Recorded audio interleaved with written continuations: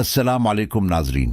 आज हम आपके लिए एक ऐसा रूहानी वजीफा लेकर आए हैं जिसके बारे में कहा जाता है कि अगर सास सख्त मिजाज हो, बात बात पर नाराज होती हो या घर का माहौल कशीदा रहता हो तो अल्लाह के फजल से मोहब्बत और नरमी पैदा हो सकती है।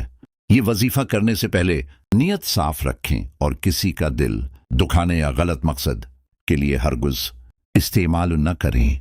वजीफा कुछ इस तरह है। हर नमाज के बाद अव्वल व आखिर 3-3 बार दुरूद पाक पढ़ें। इसके बाद 11 बार या वदूद या लतीफ़ पढ़ें।